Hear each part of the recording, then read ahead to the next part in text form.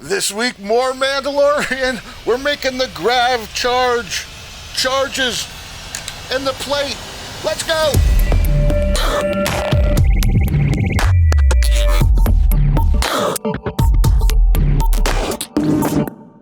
Hey, how's it going? Anthony Fro here, Crate Sci-Fi, making more of the Mandalorian kit, right? So these are the Grav Charges.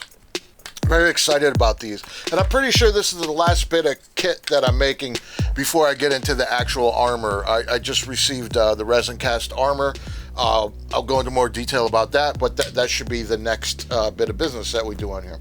So these are really cool, right? So as always, I'll link to the file. The charges are from one maker, and I'll link to that here. And then the plate is from another maker that they made specifically for the charges that I'm linking to. So that's a cool thing about the community. But one thing I did differently is I modified this, and you know, in the show it's 3 charges, right? And like I keep saying, I'm making my fan film, and I'm not making the Mandalorian from the TV show. I'm making a Mandalorian, mine, for like a Mandalorian fan film. So when I made that, I was like, oh, you know what? I'm just going to make mine too. Also, to the eagle-eyed, right? I made mine blue, which I made my my tracking fobs a blue light, and my puck a blue light, where the fobs are red in the show, and these in the show are like an orange-red, right? So this is always a fun game you can play with me, right? So I know they're supposed to be orange-red. I made mine blue because, you know, that's my character, and I just like making those little subtle hints. Now, if we look in the comments, probably somebody's going to say, you know, those are supposed to be red, orange, and then we know who comments without watching the whole video. It's all good, man. It just cracks me up because that happens a lot. So, yeah, we're going to make these charges. Like I said, it's originally supposed to be like a 3-piece. I made mine at 2. I just thought that was just more manageable. So we're going to print the charges and the plate. And then also, too, I wanted to do something which I think, you know, I've never seen on any other channels. You know, you see a lot of stuff with the rare earth magnets. But what I did is so these are roofing nails, right? And then that's the magnet. So what I do in my home is I put these roofing nails in the wall, and then I use a magnet, and that's how I hang up art, right? So typically in props you see rare earth magnet to rare earth magnet, and I thought, oh, you know what, this could work. So I have these roofing nails in the back of the charges, and you know, and that sticks. So I'm going to go over that with you. Like I said, I sliced this up and make it 2 instead of 3. But yeah, these were really cool to make. Really happy with the results. So let's just hop in and get to work on these. All right, as always with the 3D prints, we got to slice them and cut them and print them, all the cooking show stuff, so we can have our models to get started with these Grav Charges. All right, here's all the parts that I've gathered. I got the plate, I got the pucks or the charges. So first thing, and a lot of things I'm going to do twice in this video, but I wanted to keep it all in to share a process with you. So first thing, my print bed volume couldn't handle this 3 charge plate. This is the plate that goes onto the belt. At some other point, when I work on the belt, I'm going to put a piece of leather on this. So what I had to do is cut it into 2 pieces, and then now I'm just gluing those 2 pieces together, right? A and B. And like I said at the top, this plate was made specifically for these models, so keep that in mind if you want to make this. So here I'm just using some good old CA glue, super glue, snapping this together. Fits like a glove, but not really. Still square peg, round, you know, we're still finessing, right? So now I have this seam. This plate is probably going to be covered with, this is more of like a support thing. It's not like an actual piece. So I still want it to look nice, but I'm not going to kill myself. So here I'm just using some super glue, some baking soda. This is going to make a quick paste that I can keep the train rolling here. And we're just going to sand that off till that's nice and smooth. And, you know, we needed to sand this anyway. So typically I'll start with like a lower grit, like a 120, sometimes a 220. These sanding blocks that I get at home at Harbor Freight, I think they're probably like 150, 180. So here, just testing, sanding. Now the back of these, because it's flat, I was about to sand them. I was like, you know what, let me just get out the belt sander, make quick work of this. Basically what I'm doing is I find with ABS, I need to print with rafts with my machine, which is fine, uses a little more material, but then you kind of get this not so smooth texture at the bottom. So I'm just dealing with that. And then now since I got this sucker rolling, I'm like, let me do the bottom of this plate as well. The only thing with this is, you know, you got to be very careful. Like you can't tell on video, but I'm being very ginger with that because you can shred it in a second.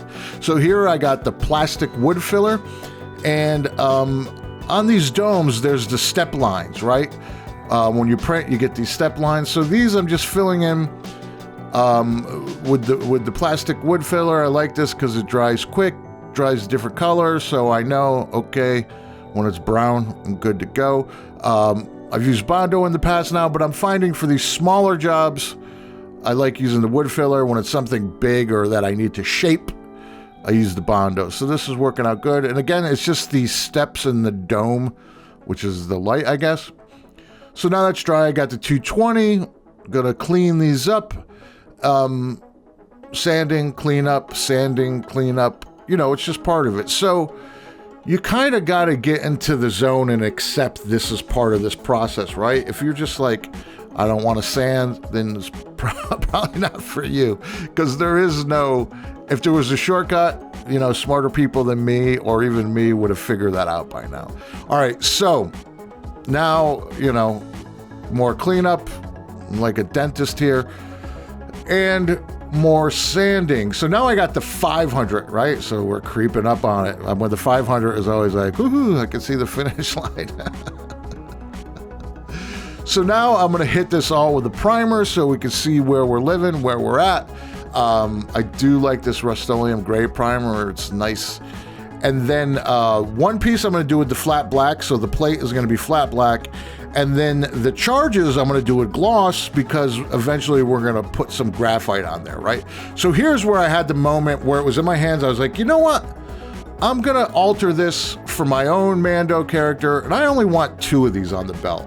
It's 3 is a lot of real estate, and you know, just little subtle things to make mine unique. So what I did is I went and took the opportunity, because I knew I was going to make, I had these magnets, which I'll link to below. These are rare earth magnets. I was like, oh, let me build the recess into the print, right? And I'm still learning this, and I come up just a little short. Like my tolerance, I made them probably exactly the size of the magnet. So now what I learned from this go around is you just got to just even 2% bigger, I think, and it would have been fine. So all I'm doing now is I'm taking the Dremel and I'm cleaning this out. And you know, you got to choose your battles. Maybe I could have went back in, rebuilt this so that it would fit perfectly, but I don't know, because like I said, this plate is more like a utility thing. It's not like the actual prop itself.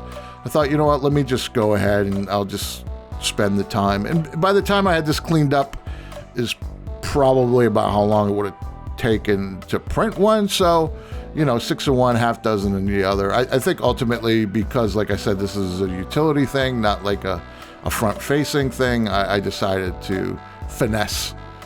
And there, I don't know, you know, and then it feels more crafty when you do that. So great. So now I have those magnets. So I'm going to use a 5-minute epoxy now to lock those in place, right? So just 2-part, mix it up, and then, you know, we're gonna put those magnets in there forever. And I like these disposable brushes for this kind of stuff, just so you can get like full coverage, right? Sometimes that matters, and in the case with the magnets, yeah, that definitely matters. You want to make sure those are in there good, nice and tight.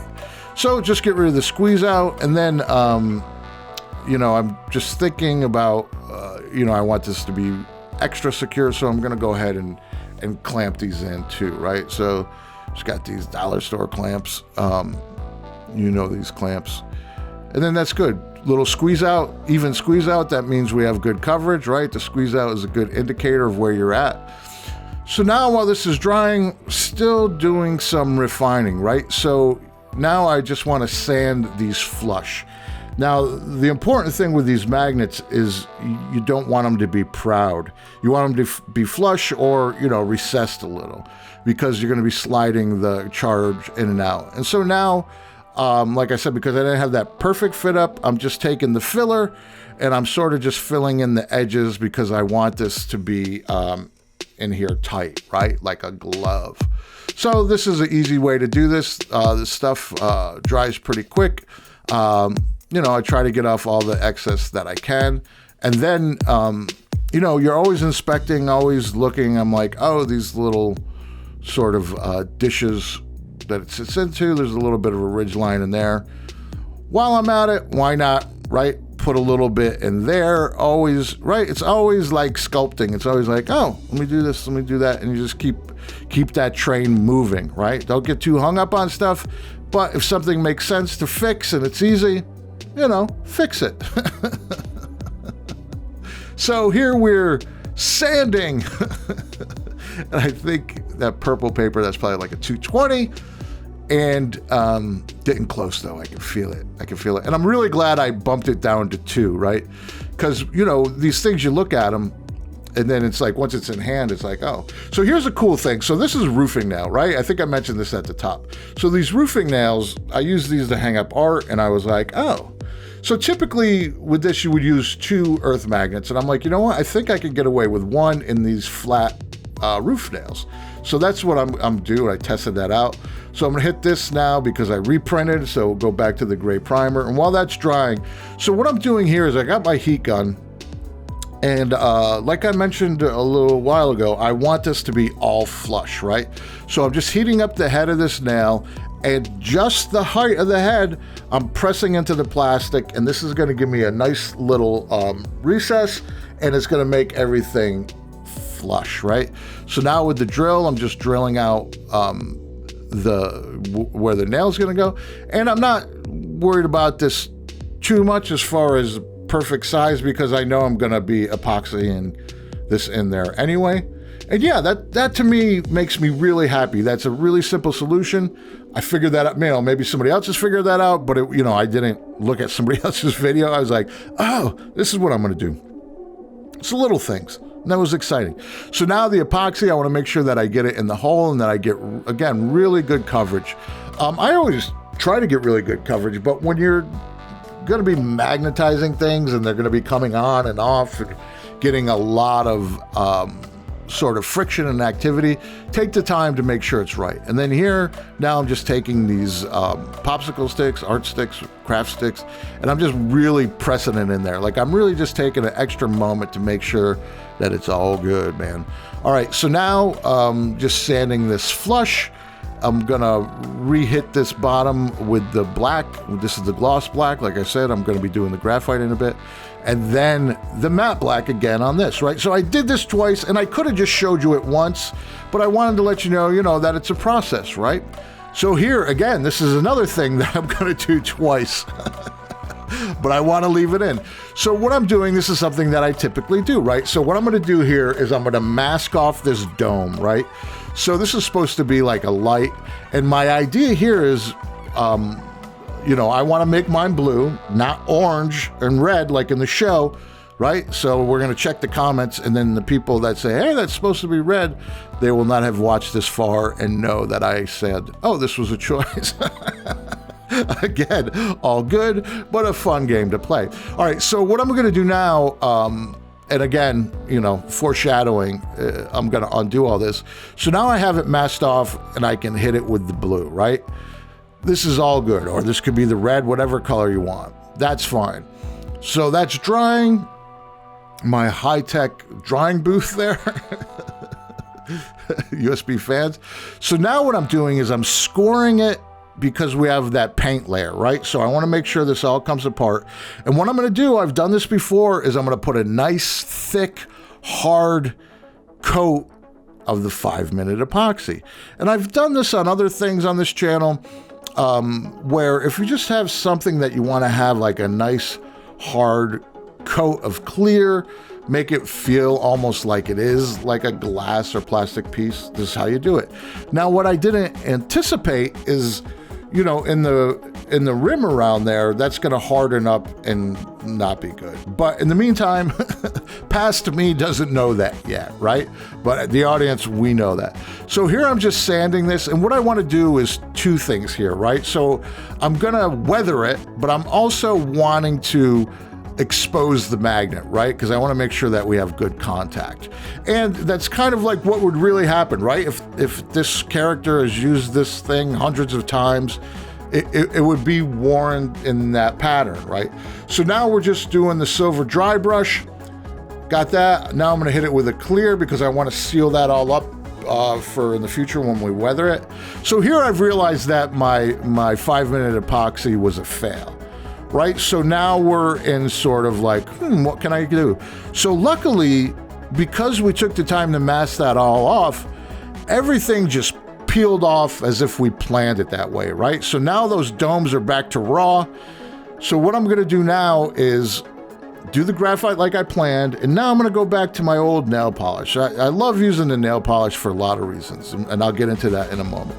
So now we got the graphite.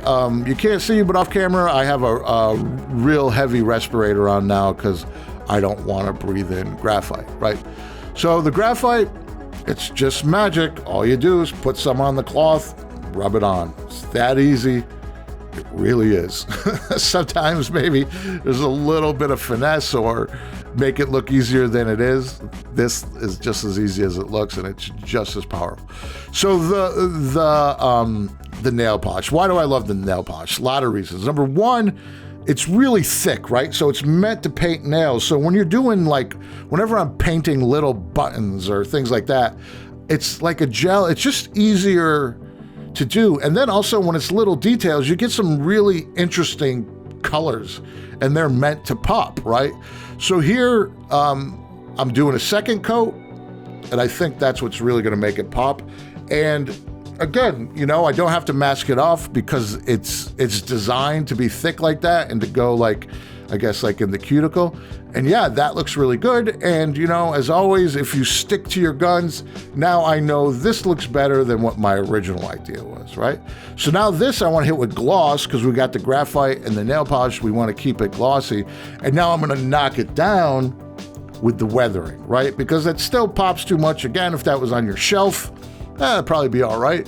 But you know, I'm going to put this in a film. So do acrylic black water sludge wash. Just cover the whole thing, wipe it off. You know, whatever happens, happens. This, I want a little heavier with the black in those crevices there, like I said, because I want to tap this down, make this look worn. So here with the burnt umber, I'm just doing sort of spots, just random spots. These I'm not going to wipe off. I'm going to blot them off with the paper towel, just little dabberinos, dab, dab, dab. Not just, you know, when you squint or when that's, you know, on the lens of a camera, it just breaks it up, right? Makes it not look like something that's fake. Testing, boop, I love the way those click in. That's very satisfying, never gets old. So now the finishing touch is my powders. Like I said, you could do the powders or the acrylic. For me, the choice with the powders is because I know my film is going to take place in the desert and it's going to be very dusty, and this is going to help. Right? So I have the slate gray, the brown, really getting in there, right? And again, I think this is horrifying to people that, you know, if your intention is to just put it on a shelf with all your things that you collect, probably don't go this heavy, right? But for me, for what I want it for, oh, it looks good. And now, right, that big, funky, glossy blue is tampered down, and it looks correct now. And now I'm testing. So now just the final sort of literal icing on the cake, tiny, tiny, tiny bit of rub and buff, right? Careful with the rub and buff. It's powerful, so you have to treat it with caution. But it pays off. So now I'm just popping that out, going around the edges there, putting some on the teeth there, just little. It's so tough. You don't want to go overboard. I'm just, believe me, in the moment there, I'm like, all right, final fit up. Yeah, we got it. And the beauty shots. Boom, right? And then once we're going to put a piece of leather on there, slap it on the belt. I like that it's 2, not the 3. That was unintentional, and I'm glad I landed on that. And just, a broken record. The design on this show, Mandalorian, that's so good. It's tight, right? It's tight. There's a single charge, looking good. And then in post, in the film, I'll be able to make those glow as if they're lights. So, yeah, looking good. Very happy with that. Very, very cool. Yeah. Really like these. Again, broken record, I keep saying, but this is just such great design. Almost looks like binoculars, right? And like I said, the colors are a little different, but in my show, it's going to be a different character than the one from the TV show, right? And that's what excites me about The Mandalorian. I'm not interested in doing, like, my Darth Vader or a generic, like, Stormtrooper. I love that the Mandalorians are all... It's canon for you to create your own individual one, and I'm really excited about that. So like I said, this is probably the last bit of kit, and we'll get into making the armor probably in the next video. To everybody who follows the channel, I just wanted to say, I know a lot of people miss the dollar store videos and sort of the mashups I do from the thrift store and found stuff. I'm still going to do that, right? It's just, I think like a lot of people, just kind of dealing with what's going on in the world right now. This Mandalorian project, this is my lockdown project, right? So this is like what I'm doing. We've been doing this a lot because, I have a lot of time, I'm locked down, right? So I just wanted to take you on this journey with me. I'll definitely get back to going to the dollar store and making stuff, but for now, I'm doing this Mandalorian project. So I hope that you're enjoying this. And also, I'm teaching myself 3D printing, right? So in the future, I'm not going to 3D print everything, but it's another tool that I have in my bag. Does that make sense? So, film prop, right? So different color. Got an extra one. So I hope you found this video useful. Please like, share, subscribe, leave a comment. Love to read the comments. Be sure to check out the merch shop, buying the hats, shirts really helps the channel. And remember, I'm just here to help make sci-fi.